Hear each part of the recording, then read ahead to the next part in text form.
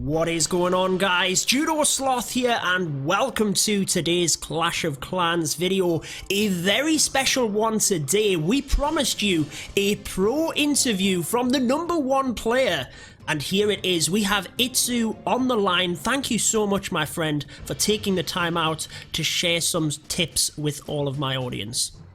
Thank you so much for having me on your channel. I think it's one of the first times on your channel, right?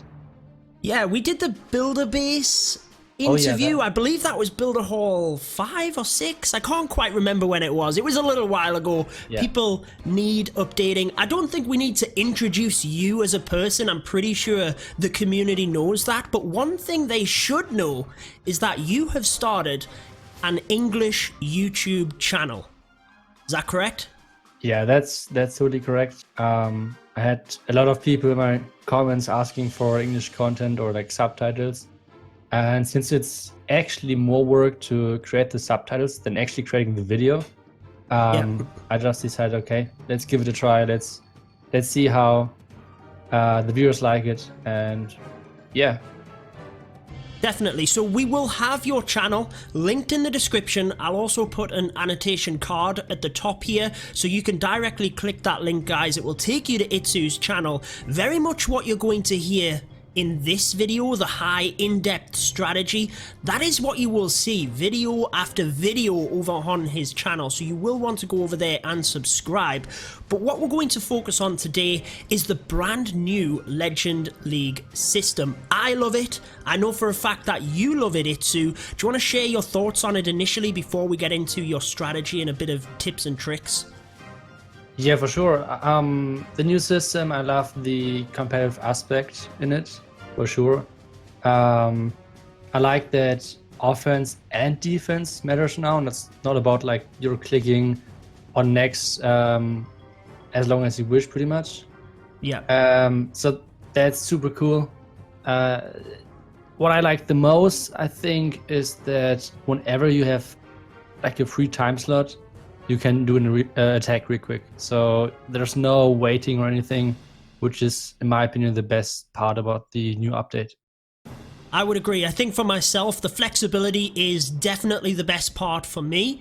I think, like you said, the offensive and defensive is incredibly important. We do have some of your attacks in the background here, which, like we said, we will get into in terms of your offensive strategy. But I know you cover the defensive side of things over on your channel, so if people are interested in that area, they can head on over there to see that. So let's just say, for example, somebody comes onto YouTube, they type in Legend League tips, and they find this video. What kind of simple advice initially would you recommend for people? I think the first thing what you should do, you should main like an attack. For example, you should pick your most favorite attack. For example, for me, it was Queen Charge Hawk Riders. And then just try around with his army, try to find the perfect combination between a solid overall offense, but at the same time that you can react to something which isn't standard when you're attacking another base. For example, for me, as a Queen Charge Hawk Rider attacker, I need something to work with when I'm facing a base which has, like, for example, 3 single Inferno Towers, 4 ground expos, which is like one of the biggest counters for the strategy. So I need something, when I'm coming across one of those spaces, I need to have something in my army which can deal with that. And at the same time, I still need to be able to triple those, kind of like those default bases, which I face most often. So that would be like my first tip to you guys, that try to find your army which is working the best for you. If it's Electro Dragons, if it's P.E.K.K.A Smash, go with it and try to find the perfect balance between the strategy itself and your personal army. It's not always that you need to use the standard. You can always bring that personal twist in as well. Perfect, I love that. So trying to combine the strength of the strategy, but also being able to transition it and make it transferable to different base designs. So different spells, maybe a couple of different troops that you could use in different ways, like you said, to react if there's a single Inferno, or you could use them for a number of different aspects. And I know that's something you've tried to perfect in your strategy as well. Like we said, we do have the replays on in the background, so do you want to give a little bit of an information as to your strategy, the troops and spells, and how you particularly kind of came around to design that as a strategy before we then go into the specifics of each phase of the attack? Yeah, I think for Queen Charge Hog Riders, one of the classic ways to do it is when it comes down to spells, like 3 Rage and 3 Heal. I think that's like the classic way to do it. But sometimes you need to mix in a jump spell. Sometimes you need to mix in 3 spells if you want to face, or if you have to face single Inferno Towers and you want to Queen Charge those. So there's always this, what should I go for and what is the best spell composition? And I decided to like opt into 3 spells, and at the same time getting rid of 1 heal spell, which means I always have to go for the Eagle with my Queen Charge, because otherwise I will run out of heal spells. If there's always the Eagle firing at my Hog Riders and I only have 2 heal spells, it's getting really, really tricky to get that 3-star. So you not only have to adapt with the army, but with your attacks as well. Yeah, and I think that's where the difference between multiplayer and war really is. You can really tailor the army to the base in war, but in multiplayer, like you said, you have to be able to transition for the base, and I think that is something that practice and real skill does indeed come out. So you mentioned there the Queen Charge, that is your primary focus, if you will, the Eagle Artillery. What kind of other things are you looking there? Obviously, this is the initial phase of the Queen Charge. Have you got any tips in terms of setting up the funnel, and also anything else you might look for in that Queen Charge? Yeah, so when it comes down to defenses, what you want to take out for sure, I think the number 1 priority is always the Queen. The second one is you have to go for the Clan Castle. Even though if there's a Hound in there, you never know. If there's like a Valkyrie, Baby Dragon, whatever, they will completely smash your Hog Riders. So you have to make sure that you lure the CC, and this is probably the second most important defense what you should get rid of.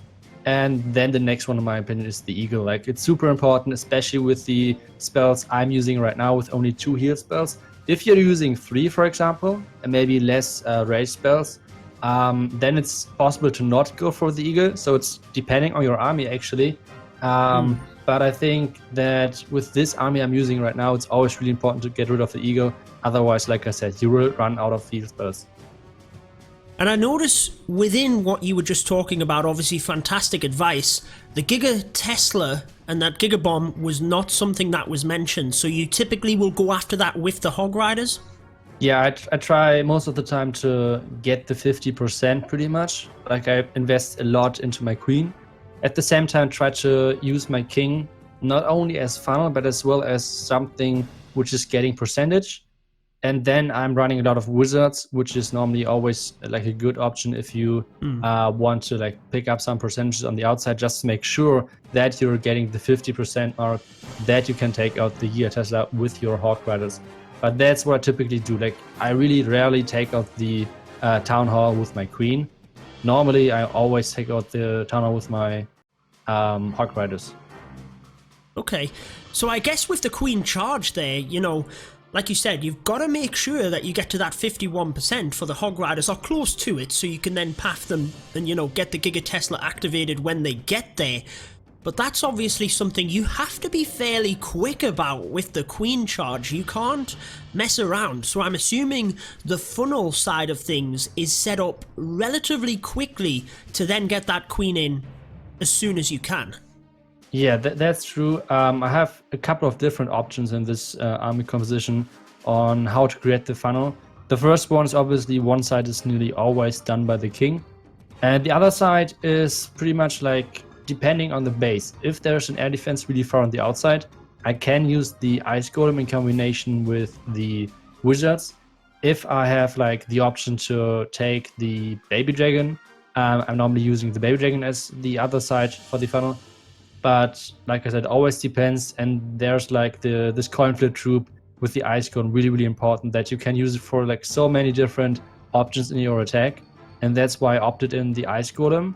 If you want to run a more standard way of my army, then you should get rid of the baby dragon and the ice golem and just mix in a P.E.K.K.A. because that's like normally always working as a funnel. It's always really consistent, but at the same time, if you don't really need this beefy funnel troop, for example, there's like maybe 1 or 2 buildings only, then it's kind of like of waste. And that's why I decided to bring the ice golem. You have to be really fast in thinking with like, is it worth it? Where could I use the ice golem instead and stuff like this? So it's pretty much up to everyone else. Like, do you guys think that you're fast enough to get the right decision done with the ice golem, or just the safe way with the P.E.K.K.A.?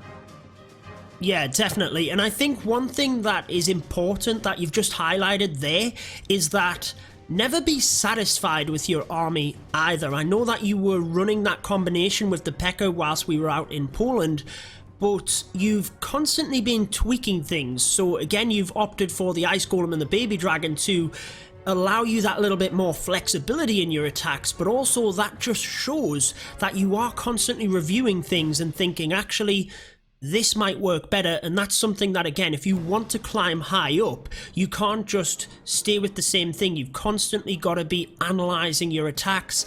Even if you get a 3-star, seeing what could have gone better. How could you have potentially done that differently? Yeah, that's true for sure.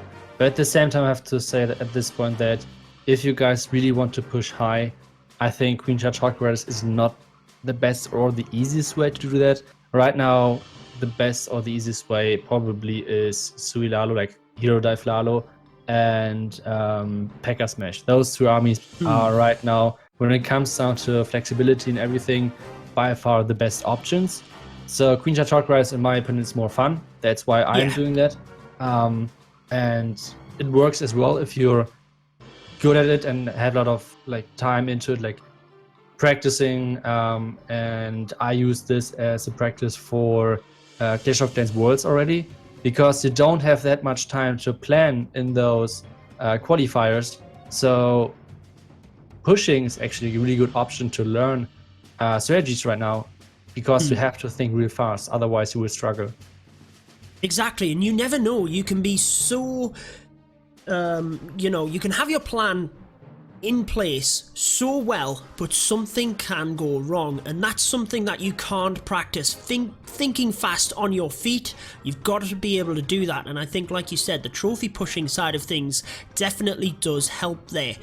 So we've kind of touched upon the initial phase of the attack, the flexibility you have in the troops of setting up the funnel, the objectives you're trying to get with the Queen Charge. The one question I have, I guess, to kind of finish up on that phase 1 is you mentioned getting close to that 50% for the Hog Riders. I know you said a couple of wizards on the outside, but, is there any other tips you would give for that? I know I'm certainly practicing the attack, and that's one thing that I can sometimes struggle with, is getting to that 50% to then send the Hog Riders in. So what I normally start with when I'm doing the Legend League attacks, I'm starting with trying to come up with a Queen Charge, which is working, and you don't have too much damage on your Queen, like the X-bows are a huge factor on that. And at the same time, you're getting enough value. And as soon as I did that, I'm starting with the Queen Charge, like getting the funnel done and everything. And in this Queen Charge, you have most of the time like time windows where not that much is happening. And you're like, for example, when the CC is coming out, mostly the Lava Hound, you're dropping the poison in the correct time. And meanwhile, you have like free time to think about everything. And in that time, you have to come up with, okay, how do I get those 50%? Like, from which angle should I come from with the Hog Riders? Because actually, I think it's 50-50 nowadays for me, where I come from when it comes down to the Hog Riders. Like, in one of the attacks you saw, or you will see, that I'm coming with the Hog Riders from the complete opposite side of the Town Hall. Because I know, okay, I will never ever make the 50% with my Queen Charge. So I have to go in from the other side. But at the same time, I know that the pathing for my Hog Riders is that good that I can make it to the Town Hall. So I think that's a lot of practice with the army, so you know how tanky those Hog Riders are. Definitely. I think just that recognition, like you said, that you can reach the Town Hall, because once you commit them Hog Riders, unless your queen gets there, it's incredibly difficult to then switch things around. I guess you would have to put an Earthquake in the army composition and come in from the Town Hall side if you really wanted to play it safe, but then you might not get the pathing. You might not then protect your queen. Like you said, it's not always just about that one thing, so definitely, even for me, stuff to think about there. In terms of the Hog Riders then, do you typically send them in one fashion? Again, I know it's different depending on the base, but as a general rule of thumb for people trying to learn this strategy, would you generally create that pathing and send them in together? Or would you try and be a bit more surgical with them? On Town 12, especially for me at the top, nearly all of the bases are max. And if you try to deploy the Hog Riders too surgical, they're getting picked off really easily. So you have to have at least one big group and then maybe save a couple of Hog Riders if there are outside buildings. Yeah. For example, like mortars, archer towers, stuff like this, where you can drop a couple of Hog Riders on. But except that, I normally have like one big group of Hog Riders. Yeah, and I kind of knew that was what you did, but I just think for the viewers, obviously we'll kind of try and cover all of the different points, if you will. You have the 2 heal spells, and again, I know you tried to give me tips as well whilst we were in Poland, and one thing that you said to me is you tend to use the heal spell first, then the Grand Warden's ability, then another heal spell, again as a general rule of thumb. Is there any particular reason you would do that? Yeah, so I don't know, it depends. Like sometimes it's Warden ability and then to heal, but I always try to have one heal spell at the end, because I feel like when you're getting through the last like major issue area, I would call them, when it comes to the Hog Riders, like Inferno Towers, a couple of Wizard Towers together, stuff like this, then I prefer a heal spell over the Warden ability. I don't know why, I guess it's mainly a feeling, but if they're coming out of this area full life, it's better, and I think you're getting more value out of the heal instead of using the Warden ability at that point. I know what you're saying, especially if they come out full health, and even if they go down to half or even 25% health, and they take out the building, that's still a Hog Rider that does the same amount of damage to clean up. So you've got that little buffering space, I guess, at the end if you have a full health Hog Rider, whereas the Grand Warden's ability goes off, there's 1 or 2 defenses, you'd be surprised how quickly they can get taken out. So I can appreciate that, and I'm sure, needless to say, cleanup troops pretty much straight in behind them Hog Riders to try and help you out. Any points that you feel we've missed from your strategy that you would like to cover for people? No, I think we got the main points, like the flexible aspect of the strategy. At the same time, if you want to run the more standard way with the P.E.K.K.A. instead of the Ice Golem and Baby Dragon, I think we got the main points. Yeah, and I think it's trying to keep things at a bite-sizable chunk where people can, absorb that information and then they can go away and practice it, really. And just, I guess, probably, like you said, it's not the, strongest strategy, if you will. So don't expect to be getting 3 stars all of the time. Just enjoy it and continue trying to perfect your strategy. In terms of Legend League as a whole, before we close out the video, any closing words or closing tips, any shout-outs even that you would like to give? I just have to say that I enjoy the competition a lot. There are so many good players out there. I was in the beginning for quite some time in the at least top 3, mainly on the number 1 spot, but at least in the top 3. And there are so many new players coming up who are so good with P.E.K.K.A. Smash, Sui Lalo. So it's super, super cool to see all of the different strategies who other players are coming up with. But at the same time, the base building, it's impressive what a couple of players are coming up with.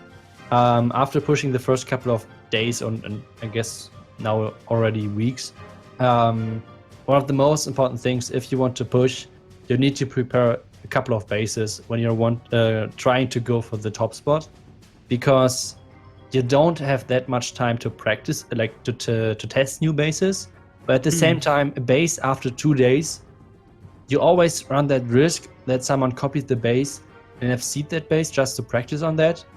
And since you always the matchmaker always tries to find opponents on your level, which means I get attacked, I think was Fortini, who attacked me 4 days back to back to back, which always could happen at the top. So if you're running all the time the same base, it's getting easier and easier for them to triple. So if you want to be at the top, every 2 days you should change your base just to make sure, I guess. So you need to prepare a lot of bases if you want to try hard like one season. So that's what I learned, and I will probably try in one of the couple new seasons if I have time to prepare that many bases. But yeah, you almost need to rely on your clan mates and say, okay, this is the clan member we're going to try and push to the top, and everyone helps to spot and give them the bases and try and, you know, work as a team, if you will, for that way. I know that in one of your most recent videos I heard you say that, you know, an idea, just something you were floating around with, but I thought was really interesting, was hovering, you know, below the top spot, and then right in the last couple of days just putting out your best bases, slamming them attacks in, and, you know, climbing yourself to the top right at the very end when you can really put them bases, you know, in there to shine. So I thought that was really interesting. Yeah, I think there's a huge difference in the quality of the bases. Like the top guys are there for sure for their attacking, but as well, like I think Legend League, you can put Legend League into 3 different like areas, I would call them.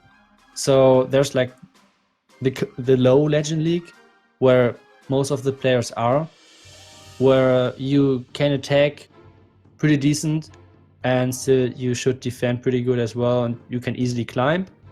But then there's like coming this middle area where you have to actually attack better to like get higher in that sense, because the bases are slowly getting better and the attackers normally really rarely 1-star, so you actually have to like get good attacks in, otherwise you won't climb anymore. And then there's like the top, where normally you always get attacked by 3-stars like once or twice a day at least, so you actually have to triple way more, otherwise you will always fall. So that's like the 3 areas for me in Legend League. And at the top it's really, really tough if you don't have your at least 2 to 3 triples a day against those good bases, then you're getting in trouble. And I think if you drop a little bit in this middle part again, and the last couple of days you're doing like a really good push up, I think that could be even a viable strategy in that sense. We saw it that right now at the top, I think there are a couple of guys who are new to Legend League, like did not play Legend League from day 1, because they have like 150 attacks or something like that, which is happening when you're getting into Legend League later than the rest. So I don't think that you have to push like the entire season to make it. Yeah, which is interesting. Yeah, I don't know. It'd be interesting to see how that closes out in this first season. Either way, I think it has been a very successful update in that regard, and I am excited to see how it develops as well. So I think we'll kind of close up shop there. Thank you again for joining. I think that was fantastic in terms of helping my viewers, but also signposting them to your channel. So thank you again for joining us. Thank you so much for having me. It was a blast. And yeah, let's do not have a as big gap again between the videos as last time.